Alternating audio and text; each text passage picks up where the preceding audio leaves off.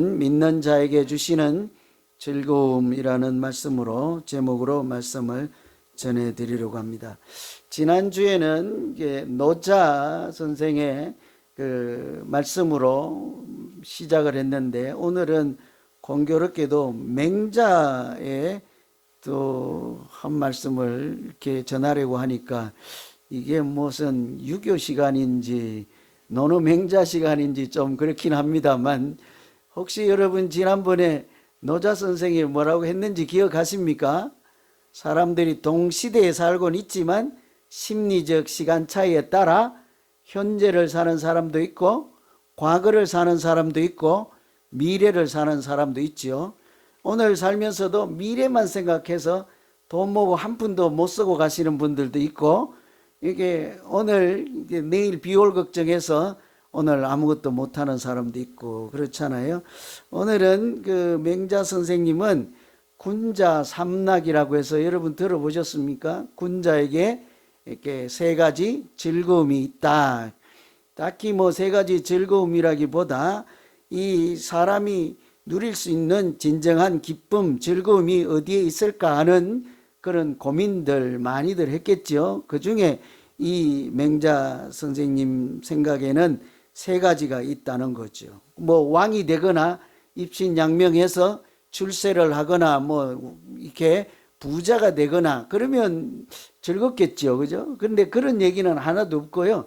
세 가지 중에 뭐가 있는 거 하니, 첫째는 부모, 구존, 형제, 무고예요. 이게 부모님이 다 계시고 또 형제가 무탈하면 그것이 참 기쁨이다 그래요. 앙불기어천 부부자그인 해가지고, 두 번째는 이 하늘에 부끄러움이 없고 세상의 사람들을 향해서도 부끄러움이 없는 것이 참 사람이 살아가는데 진정한 즐거움이다 그런 거죠.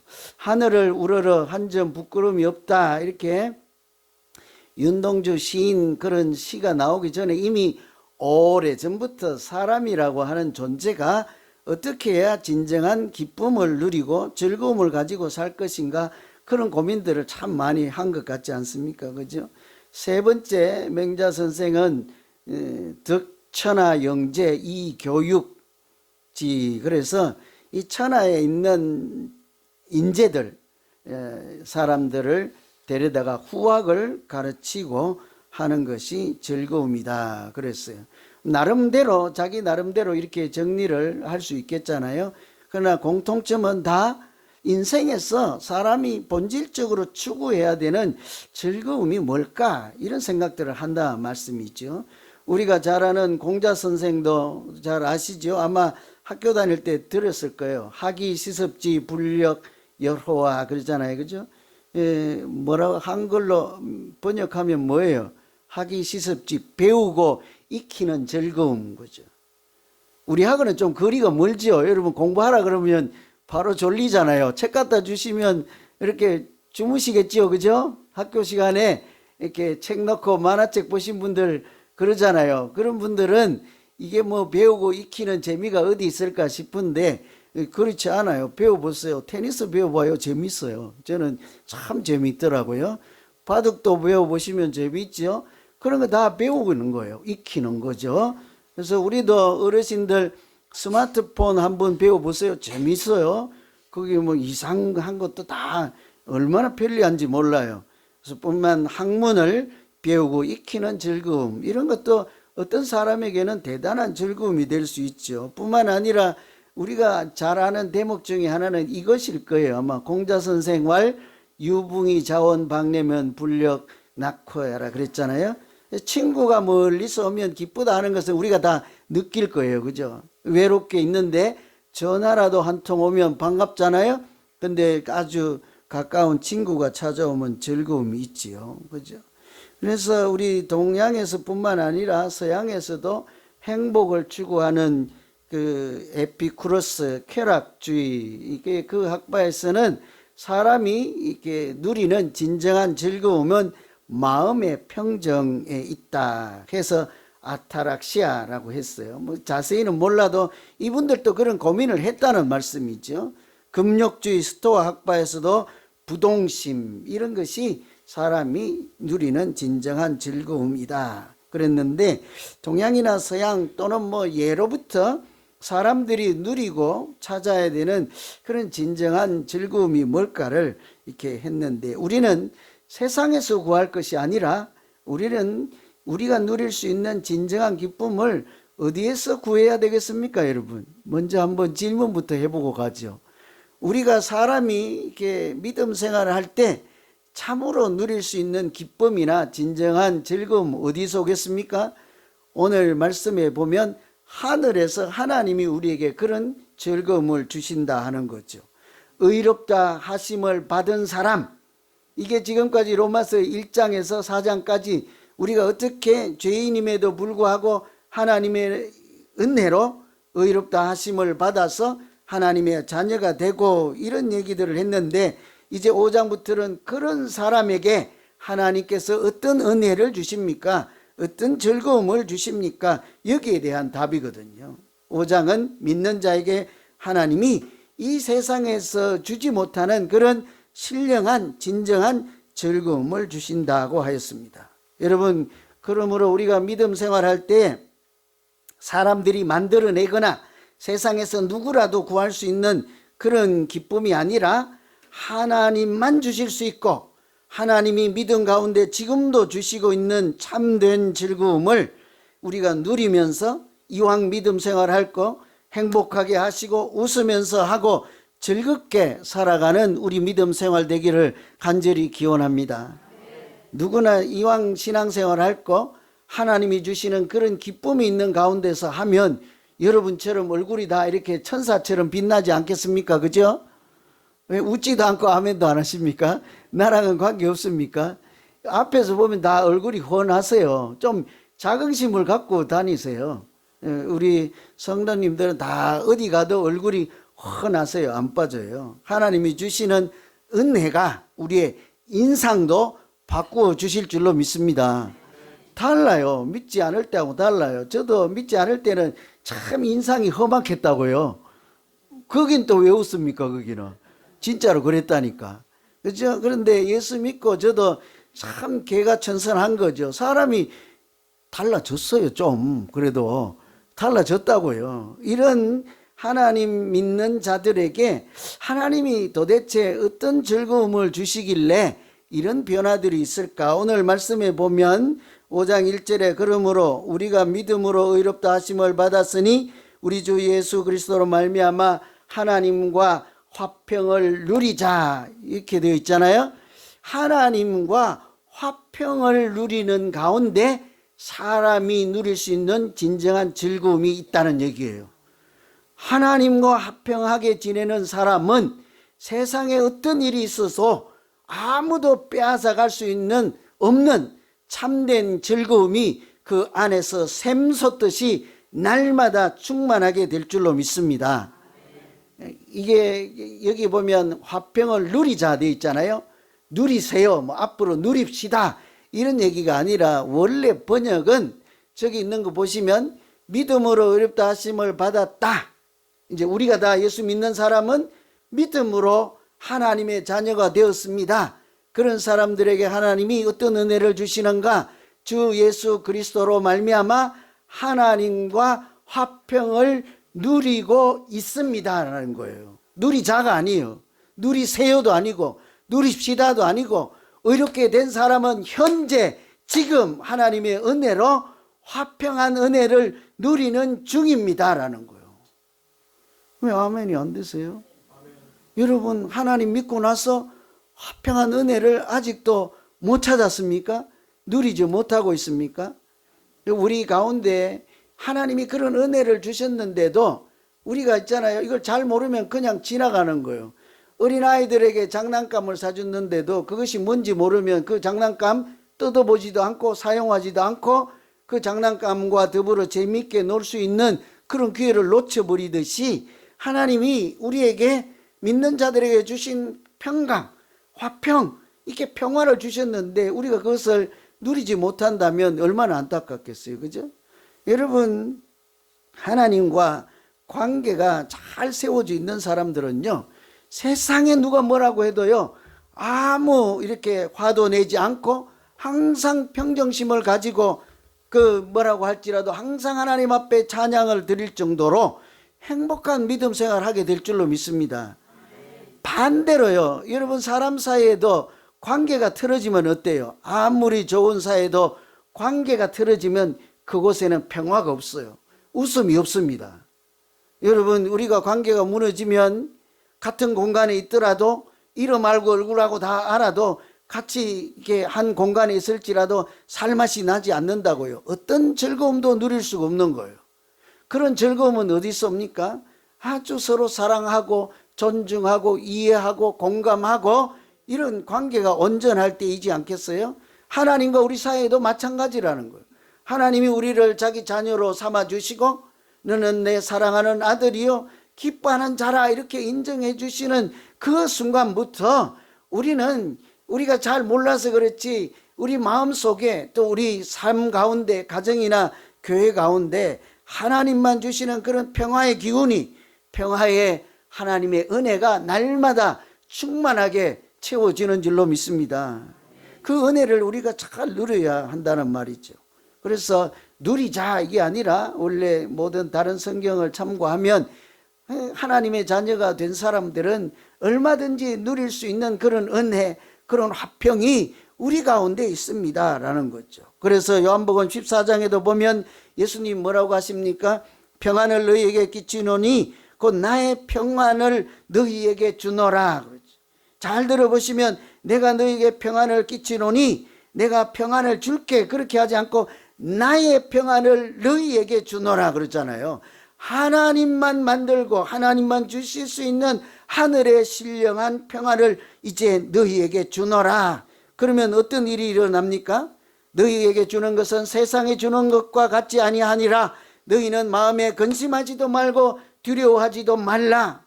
하나님이 우리에게 평안을 주시면 우리에게 있는 두려움이나 불안이나 근심 걱정이 그 평안에 의해서 다 물러나고 떠나게 될 줄로 믿습니다. 하나님 말씀인 거예요.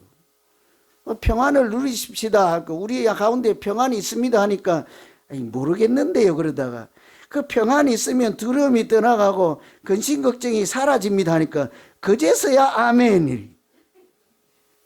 똑같은 얘기예요 여러분. 우리 안에 평안이 가득 차보세요. 근심, 불안, 걱정, 염려 이런 게 들어올 틈바구니가 없다고요. 그래서 우리가 그런 것 때문에 씨름할 것이 아니라 뭐 해야 됩니까? 우리 가운데 은혜를 채우고 하나님의 평강으로 채우고 평강의 하나님이 화목케 하시는 하나님이 우리를 인도해 주시고 지키시면 저절로 근심 걱정은 사라질 줄로 믿습니다. 특히나 제가 그래서 일주일 동안요 어떻게 이 평안을 누리지? 화평을 누리는 줄로 어떻게 알지? 그런 구체적인 증거가 뭘까? 참 궁금하더라고요. 딱히 저 자신에게도 물어보고 여러분에게도 한번 제가 다시 한번 여러분 하나님과 하나님이 주시는 화평을 잘 누리고 계십니까? 아멘도 안 되는데 왜 교회를 오시냐고요. 하나님이 주시는 화평을 누리지도 않는데 누리는 방법도 모르는데 하나님이 주신 평화가 내게 있는지도 모르는데 왜 교회를 다니시냐고요. 그냥 집에서 잠이나 1시간 더 자시지. 그죠? 그래서 도대체 누가 그럴까? 한두 분은 계시잖아요. 저는 여러분은 그렇다 치고 저는 하나님이 주시는 화평을 잘 누리고 있을까? 이거 뭐 어떻게 이게 알지? 제가요 곰곰이 어젯밤에도 생각했는데 참 화평하고 평강하고 마음의 부동심 흔들리지 않는 요동치 않는 근심 걱정 불안 이런 없는 사람이 누굴까? 저는 아무리 생각해도요 이거 제 생각이에요. 예를 드는 건 제가 말씀을 적용해서 말씀드릴 수 있잖아요. 그런 사람은 사랑받는 사람이다. 내 마음의 즐거움이 떠나지 않고 항상 행복하고 기쁨이 충만한 사람은 누군가로부터 사랑받는 사람이지 않겠습니까? 사랑을 안 받아서 잘 모르시는가 본데요. 사랑받아 보세요. 사람들이 뭐라고 이렇게 짓궂게 하거나 욕을 하거나 비난해도요. 아무렇지도 않아요. 여러분이 저한테 아무리 욕하고 때리고 해봐요. 저는 생전 괜찮아요. 그런데 딱 한 가지 안 무너지면 돼요. 하나님이 나를 사랑하신다. 하나님이 지금도 나를 붙잡고 계신다. 하나님이 나의 연약함 중에도 이렇게 세워주신다 하는 사실 한 가지만 흔들리지 않으면 내 마음의 평화는 그 어떤 악한 영이 와서도 뺏어갈 수도 없고 사람의 능력으로도 그것을 제할 수 없는 영원한 하나님이 주시는 신령한 기쁨인 줄로 믿습니다. 사랑받는 자예요. 자기가 이렇게 하나님과 화평, 하나님이 주시는 평화, 평강을 가진 사람은요, 이거 아는 사람이에요. 하나님이 지금도 나를 사랑하십니다. 하나님이 지금도 나를 기억하시고 나를 내 하나님 품에 품어주셔서 이 땅에 내 생명이 다하는 날 이 믿음의 길로 갈 수 있도록 하나님이 나를 인도해 주시고 그 나 홀로 가는 것이 아니라 하나님이 나를 동행해 가시는 주이십니다. 이런 분은 그 마음에 평화가 넘쳐나게 될 줄로 믿습니다. 그래서 이런 사람만이요 시편 23편 이런 말씀으로 고백할 수 있는 거예요. 시편 23편이 뭐래요? 여호와는 목자시니, 그 뒤엔 여러분이 하세요. 여호와는 목자시니, 아이고 이렇게 내게 부족함이 없으리로다. 반대로 해보세요. 내게 부족함이 없으리로다. 앞에가 뭡니까? 이유는 단 한 가지예요. 여호와는 나의 목자심으로예요. 다른 것이 없어요. 여기 보면은 거기 보면 두 번째 뭐라고 합니까? 내가 사망의 엄침한 골짜기로 다닐지라도 해를 두려워하지 않을 것은, 그 뒤에는 뭐예요? 사망의 엄침한 골짜기로 다닐지라도 내가 해를 두려워하지 않는 이유는 단 한 가지요. 뭐예요? 주께서 나와 함께 하심이라. 그거를 오늘 제 버전으로 하면 내가 해를 조금도 두려워하지 않는 것은 사망의 엄침한 골짜기 괜찮아. 아무렇지도 않아. 왜냐하면 하나님이 지금 나와 함께 계시고 나를 사랑해 주시기 때문입니다. 이 사랑받는 사람은요 마음에 평화가 있어요. 사랑받으면 살맛이 난다고요. 사랑받는 사람은 얼굴이 펴져요. 천사 같은 얼굴로. 사람의 사랑을 받아도 그런데 여러분 오늘 이 예배 시간에 깊이 마음으로 기도하시면서요 그런 믿음 갖고 있다 집에 가세요. 하나님이 나를 사랑하십니다. 하나님이 지금도 나를 붙잡고 계십니다. 내가 세상적으로 어려운 일이 있을지라도 하나님이 나를 사랑하시니 괜찮아요. 권사님 나 아무 걱정 없어요. 이런 하나님만 주시는 위로와 평강, 화평이 있어서 즐거움이 있는 우리 생활 되시고 믿음 생활 되기를 간절히 기원합니다. 두 번째는 환난 중에도 소망이 있는 것이 즐거움이죠. 환난 중에 소망이 있는 거예요. 3절에 보시면 다만 이뿐 아니라 우리가 환난 중에도 즐거워하나니 이는 환난은 인내를, 인내는 연단을, 연단은 소망을 이루는 줄 알미로다. 그렇죠. 여기 특이한 표현이 있어요. 우리는 어려운 일이 오면 이거 끝나면 괜찮아질 거야. 이 어둠의 터널이 끝나면 행복할 거야. 이 고생 끝나면 낙이 올 거야. 고생 끝, 이제 낙이 올 거야. 그런데 성경은 그렇게 하지 않습니다. 현재 고난 중인데 그럼에도 소망이 있어서 행복하다는 거죠. 환난 중에도 즐거워한다 하지 않습니까? 이 사람이 아직 환난이 끝나지도 않은데 어떻게 자기 마음에 평화가 있고 즐거운 마음이 있다고 합니까? 그 환난이 나중에 어떻게 된다고요? 소망을 가져다 주기 때문이니라 하죠. 여러분 우리가 소망이 있는 사람은 언제든지 기쁨으로 일할 수가 있지요. 그러나 희망이 없고 소망이 없는 사람은 그 마음에 즐거움이 없어요. 아무리 해도 될 것 같지가 않거든요. 아무리 노력해도 변화가 없거든요. 내일의 희망을 보지 못하는 사람, 우리는 어떻습니까? 하나님의 영광에 참여하리라 하는 그 소망을 가지지 못하면 이 믿음 생활은 그 자체가 고생이죠. 그러나 우리가 천국에 참여하고 원수의 목전에도 하나님께서 내게 상을 베풀어 주심으로 내 잔이 넘치나이다 하는 이런 소망이 있는 사람은 오늘 현재 고난이 끝나지 않고 환난 중에 있을지라도 하나님이 주시는 즐거움이 우리 가운데 충만한 줄로 믿습니다. 이 어려운 중에도 소망을 가지고 있는 것이 즐거움이에요. 아무리 어려워도요 희망이 있는 사람은 넘어지지 않습니다. 그래서 한 신학자는 이렇게 얘기해요. 믿는 사람에게는 환난은 변수가 아니라 상수다 그래요. 이 수학 용어인데요. 변수는 맨날 변하는 거잖아요. 상수는 그대로 있는 거잖아요. 환난은 누구에게나 언제든지 항상 있는 상수와 같이 언제든지 누구에나 있는 것이다 하는 거죠. 우리는 다 환난이 끝나면, 고생 끝나면 낙이 올 거야가 아니라, 믿음의 사람들은 환난 중에도 하나님이 내 길에 함께 계시고 하나님이 여호와는 나의 목자 되심으로 그 환난 중에 소망을 찾고 하나님이 소망이 되어 주시면 우리가 그것 때문에 즐거움을 빼앗기지 않고 오늘도 웃으면서 서로 사랑하며 이 믿음의 길을 경주하게 될 줄로 믿습니다. 이 환난이 끝났을 때가 아니죠. 특히 보면 5절에 보면 소망이 부끄럽게 아니하면 우리에게 주신 성령으로 말미암아 하나님의 사랑이 우리 마음에 부은 바 됨이니라 그러죠. 이 성경 5절에 보면 소망이라고 하는 것은 하나님의 사랑이 우리에게 부어진 것이다 하는 거예요. 여러분 아까 말씀드린 것처럼 하나님의 사랑이 가득 부어지는 사람은 마음의 즐거움도 있지만 소망도 가득하게 되는 거예요. 하나님이 나를 사랑하시니 내 인생이 잘못될 리가 없다는 말씀이죠.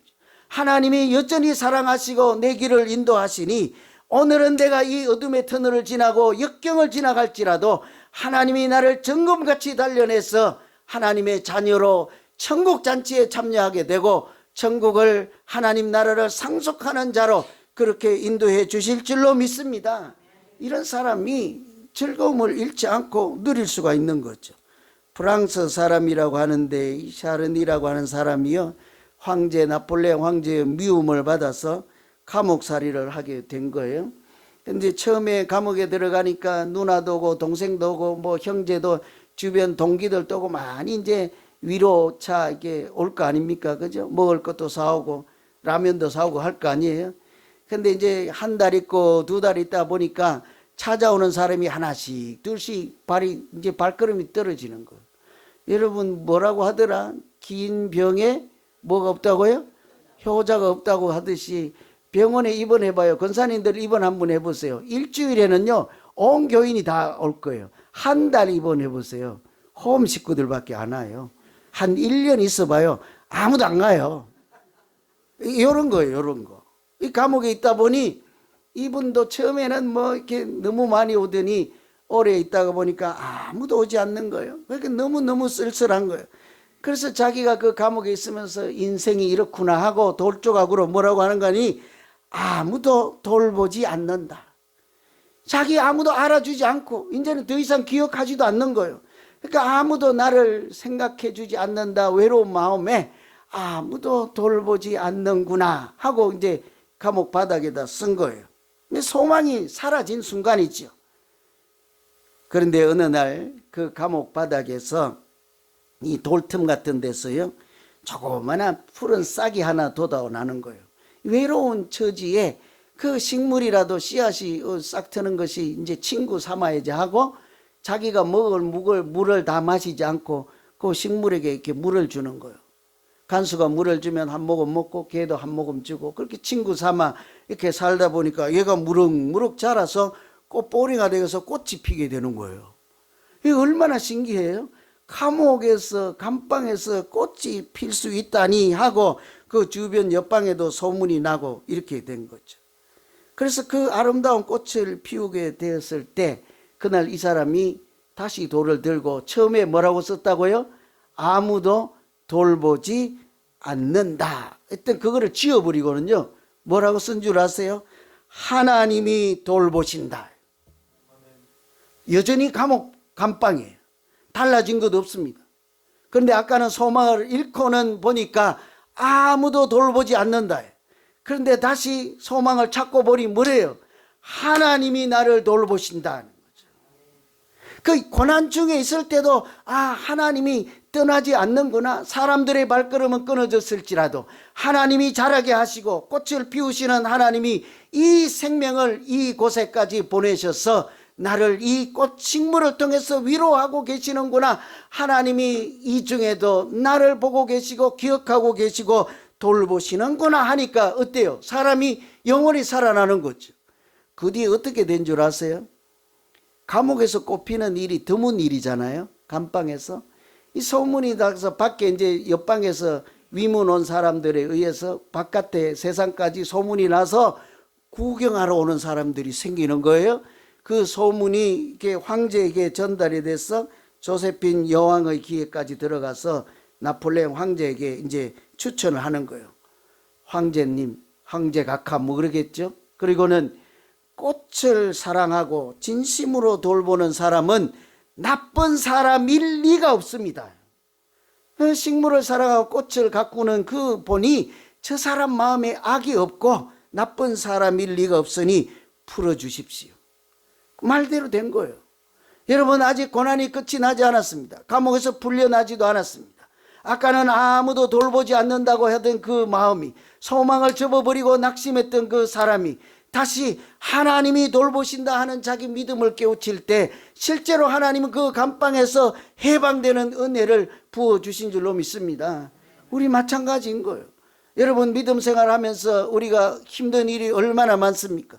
세상살이 하면서도 얼마나 이렇게 어려움이 많습니까? 그럼에도 불구하고 하나님이 주시는 평화, 아무도 빼앗아갈 수 없는 그 평안을 우리가 믿음으로 받아 누리고, 뿐만 아니라 고난이 끝나지 아니하였음에도 불구하고 환난 중에 하나님이 계신 소망, 하나님이 나를 천국으로 인도하실 소망, 하나님이 이 고난의 끝에 반드시 점검같이 나를 단련하여서 새로운 피조물로 빚어주실 것을 기대하며 소망으로 살아갈 때 하나님은 우리 가운데 신령한 기쁨을 주시고 그런 우리의 믿음을 기쁘게 받아주실 줄로 믿습니다. 이왕 믿음 생활 하실 거 하나님과 동행하며 하나님이 주신 소망과 즐거움으로 행복한 우리 모두 되시기를 다시 한번 간절히 기원합니다. 기도하겠습니다. 하나님 아버지,